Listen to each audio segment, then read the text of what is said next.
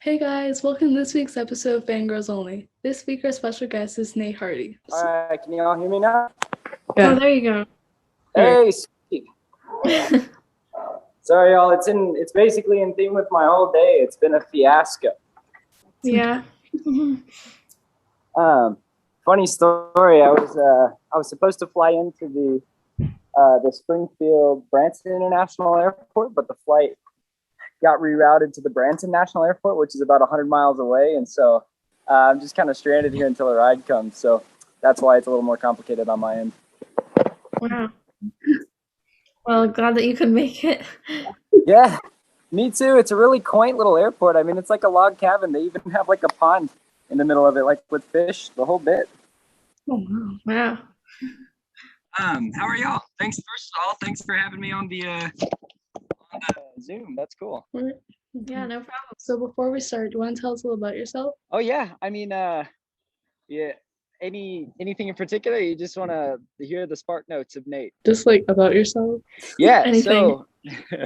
So, well, I'm kind of a nomad right now. I don't really have a home base. I've been traveling a lot this year. You guys probably know of Sam and Colby. Been traveling with them and spending a lot of time in the Midwest with my family out in Utah. I've got a bunch of friends from India out there, so I was just out there with them, and holy cow, they cook so good. But I'm a writer and basically kind of just traveler right now, working on one book of my own and then one with a photographer named Duval, basically all about the Seychelles and the Seychelles history and its photography of the Seychelles. So that's kind of like my work, and that's what I'm up to. My favorite like drink in the world is sweet tea. My absolute weakness are those Little Debbie's oatmeal cream pies.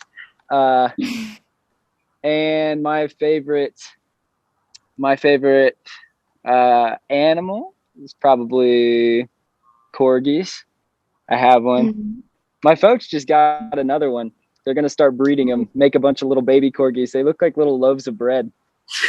Well, Yeah. So yeah, that's the Spark Notes of Nate. We'll start off with the questions now. So the first question is, what's been the craziest adventure you've been on? Oh my gosh. This last one was pretty crazy. I mean, my friend and I, we forgot to tell immigration in Seychelles that we were going to be staying longer than our intended time. And when we were trying to fly out of the country, they basically declared us illegal immigrants and deported us and said that if we weren't out of the country in 12 hours, we were going to be arrested like right then and there. So that was not fun. That's crazy. Yeah. okay, so another question is, what are your future goals? Future goals? Definitely. I mean, to be a published author for sure, and to just kind of have an impact in that way. I want to be able to afford to travel and make my work traveling, and not just travel to like luxury destinations, but travel to places that are travel to people and cultures. You know, I just got finished reading this book called The Wayfinders by Wade Davis. He's an anthropologist and author who works with National Geographic, and that lifestyle he has, where he goes to different cultures with a non-Western paradigm, is very much a dream. I would love to do that with my life, or something similar. You know. What's been your favorite 25 by 25 or Sam and Colby video that you've made with them? I'll probably let's see. I really liked. I mean, the Seychelles is beautiful, but Alaska was super cool. You know, just it felt really down home. It was very cool to see the boreal forest and mush with like on dog sleds and learn kind of the culture of sled dogs and stuff. And I read up about that a little bit as well. That's a really beautiful culture with sled dogs. So that's probably been my favorite one. The only issue was it was so cold. It was so damn cold. Okay. Who's your biggest inspiration?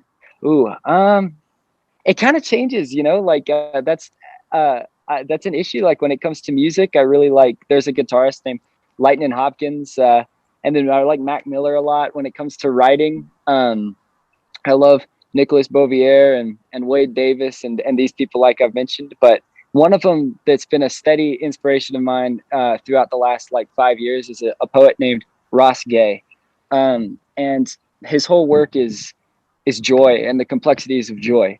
And I find it really compelling and accessible the way he thinks and writes about it. So if you ever get the chance, look him up. Ross Gay, he's got a book called The Book of Delights, where he wrote one little essay every day about something that brought joy. And they're not all happy. You know, that's the complex thing about it. So if you would travel anywhere in the world, where would it be and why? oh, that's such a hard question. You put me on the spot with that one, huh? I would go to northern India for sure. Not just for the like, not just because it's a geographically interesting place, like with the Hindu Kush and all, but like the food. Oh gosh, I feel like it'd be astounding, and the culture astounding. And India already has my heart in a strange way, so I'd like to go out there and experience that. And if northern India, or maybe see Nepal, go a little further north, that could be cool too. Someone in the question box asked, how'd you meet Sam and Colby?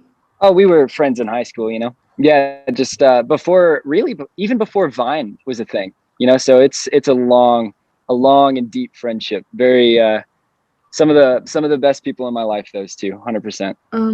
How long does it usually take you to write a song, or to like in the process? It varies depending on the song, you know. Thanks for asking that question, by the way.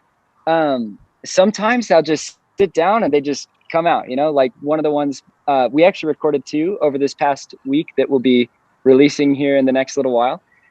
Sometimes it's like an 8-hour thing. Sometimes it takes a couple weeks, you know. It just kind of depends on the song and the process, you know. All right. What's your favorite part about being a creator, like content creator? Oh man, that's a good and really like I don't know who asked that. That's a great question though, especially because so much of our culture and economy is built around content creators. I think for me, it's just I would say a feeling of freedom regarding what I get to spend my mental energy on. You know, so like if I have a job doing someone else's work, then I have to use my mental energy and my time to accomplish their work. But if my job is creating, then I can find myself enthralled um, with something of my choice, and then figure out how to make that lucrative or how to make that worth doing from a business perspective. Does that make sense? Yeah. Yeah, that's a great question. Thank you. What's your favorite song that you made? Hey, thanks for asking that one too. There's this one song. It's not one of our most popular ones. That's the funny thing I find about you know, making music, is that like you think you got one and you're like, oh, this is the one, and then it's just, you know, it kind of goes under the radar. But it's one called "Sympathy for the Reaper," and the reason it's my favorite is because we managed to really get what I feel is a cool and unique narrative in the lyrics, with a catchy hook, and the music. At least like listening to the instrumental and putting it together is something I really enjoy listening to. So that's probably been my favorite one we've written thus far. But we just started writing like folk too. You know, we kind of moved, like we're still doing rap, but we also started doing like folk and blues and stuff. And that's like been a long time passion of mine. So I'm excited to start doing that stuff too. Oh yeah. All right. This is the last question, and it is: do you have any advice for someone who wants to be like an artist or a musician? Ooh, that's well, so there's a flood of very generic advice that comes to mind. I mean, the obvious is you just got to start, you know? And then another one is like, uh, you might not know why you have the urge to create, but evaluate why you follow through with it. So I think it can be kind of good fuel to create because you want to show other people that you've made something. But at some point, you have to create for yourself in and of yourself, because the art matters to you. And there's a fork in the road that'll happen where you'll be tempted to create for other people. And that's the moment you start doing that is when you start to create in an inauthentic way. And if you can't be authentic with it, if you lose your authenticity, then there's not much of a point to doing it. You know, it kind of loses it loses the soul.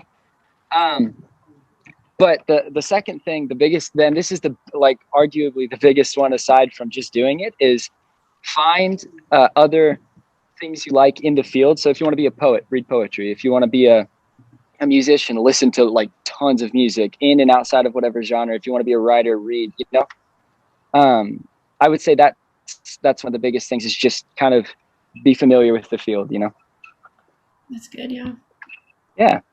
So Well, so if that was that the last question? Yes.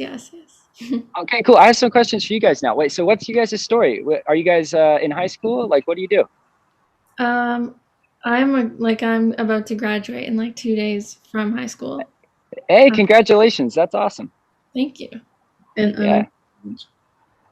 Say that again. In college, yeah. college. Oh, sweet. Now, is this for a class, or are you just doing this to do this? Just to do it. Fun, yeah.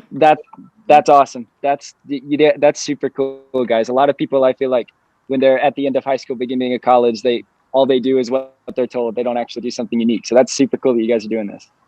Yeah. So who else? Is this like have you had other podcasts? Is this like your first time, or? We've had like almost 20. I think you're the Hey, that's awesome. Hell yeah. What who do you guys, how do you pick who you interview or who you podcast? We do like influencers, singers, actors. Huh, Just like that's super anyone cool. you can find, really. Yeah. And you guys just like reach out like you did, and that's how you do it? Yeah. Huh. That's super cool. Do you record it and put it up on YouTube? Is that what you do? Or? Yeah. Hey, that's really rad, guys. Yeah. And where are you at? Were you guys friends before you started doing this, or? Yes. Sweet. That makes sense. Yeah. Yeah. And we're in Toronto. Yeah. Toronto. Yeah. Remind me what state that is. I should know this, but Canada, yeah. Oh, Canada. Oh my gosh. That's oh my god. Oh no, this is recording too. I'm never gonna hear the end of that one. It's okay. That's so funny. That's rad. So do you guys have you seen much of the much of the wilderness up in Canada or anything? Or are you like city people through and through, or how is that? We both live in like major city, but like I have a cottage like more north, so I see more things there. Yeah. Oh, that's I'd rad. like to explore more. And there's actually like a lot of like haunted and like abandoned places around here. Really? Yeah, that's cool. Those places they're fun to go. They kind of I think part of the reason they're fun is because you feel like you're not supposed to be there. You know what I'm talking about? Like that's part of why it's like super fun. Thank you so much for coming on. It was great having you. Yeah, guys, it was fun. And keep doing what you're doing. It's super rad, honestly. Thank you. Thank you. Yep. Take it easy, guys. You too. Fangirls out.